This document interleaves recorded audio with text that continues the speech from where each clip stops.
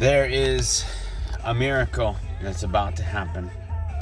And I know it may sound unbelievable, truly unbelievable, especially to this generation.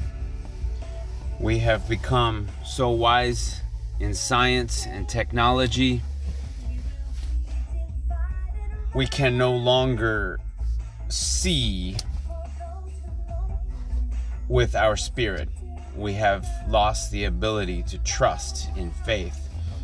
And our generations ago, our ancestors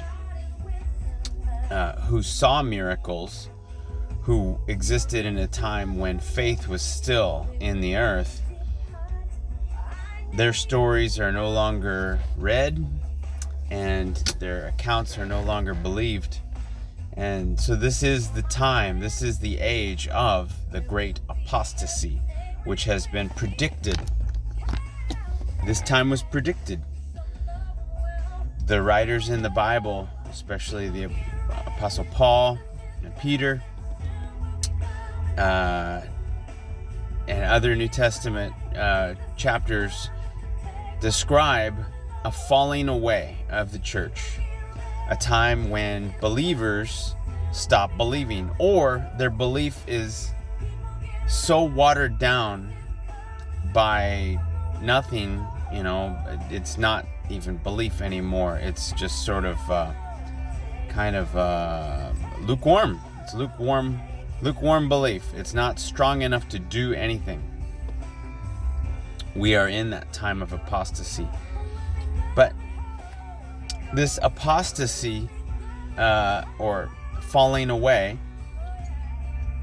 has served a purpose in the world. It was a way to sort of sift out the true believers from the unbelievers, the ones who, especially by country, to find the belief, the branches of the believers within the countries. I mean, this is my kind of theory.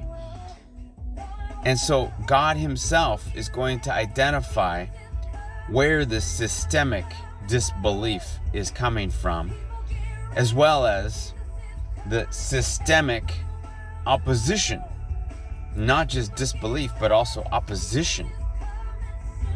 And so we're going to find, God is going to find out, heaven is going to find out the nation that strongly opposes the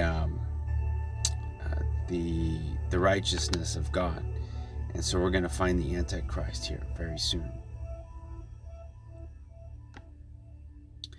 Now, one aspect about this whole thing is that there's going to be kind of it's been kind of falling away for many years, even decades, going from the 80s and 90s and early 2000s until the point where we arrive at this place where if you are a believer, you actually are going to have not just a neutral sort of position in society. It's going to be a negative position in society. You'll be hated. You'll be rejected. You'll be cast out. You'll have to sacrifice. If you try to hold on to this position of belief, there's going to be so much temptation on every side to either become believing and then rejected, or you will become corrupted, or you will become lukewarm believer. One of the things is going to happen to you. You're going to be forced to step onto one of these paths. And so at the end of this apostasy, there's going to be a grand prize awarded to those people who somehow kept the faith, somehow kept the belief, somehow stayed committed to righteousness. Even those who walked away from the faith but came back Okay, myself included. I walked away for quite a while. I got interested in math and science and computers, and kind of stopped paying attention to God. And then all of a sudden, I got drawn into all kinds of worldly stuff. But I still had an ear for the possibility of Christ's return. And I still had an eye for righteousness and justice and truth in the world. And still had a hope and a belief in the Holy Spirit. And so even though I walked away, even though I even fell away, and even though I committed many sins in the eyes of God, I still had the sense to turn around and rejoin my fellow believers. And I told God, if there's any chance, a long time ago I told him, if there's any chance that your return is going to be in my lifetime, the second coming of Christ, I want to be a part of it. If there's any chance that I still have a chance to be on that boat, please let me turn around. Please let me come back to you. Please let me shake up my life in such a way that I can still make it to the rapture of the church. And God did. He came into my life and he did shake up things. He shook up my life really badly, to the point where everything was topsy-turvy. And having gone through that, I do not wish that upon anyone, but I will say that I have been given front row seats ahead of time, the sneak preview of what the rest of the world is going to be going through. And I grieve for those who are going to have to go through that. It's going to be a troublesome time, deeply troubling.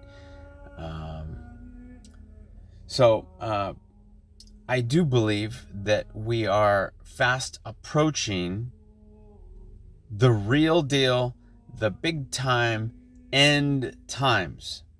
Maybe you thought the Mayan calendar end of the world thing 2012 was a big deal. It came and it went.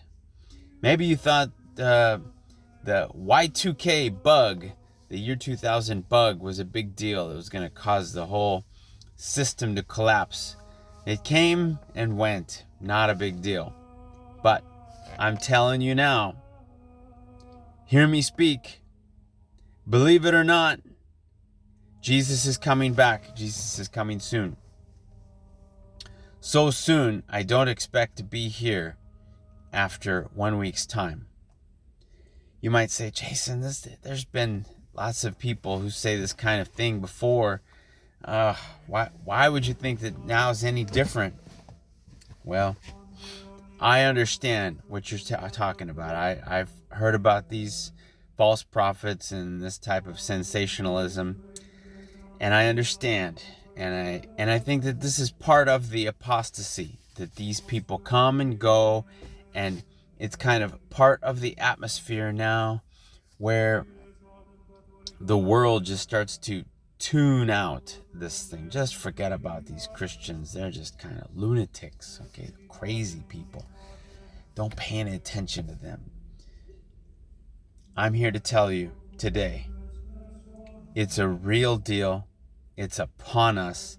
And I'm going to give you, I could give you a dozen different reasons why this thing is really going to happen. But I'm going to keep it focused, okay? I'm going to give you only the most impactful, okay? Starting with number 1.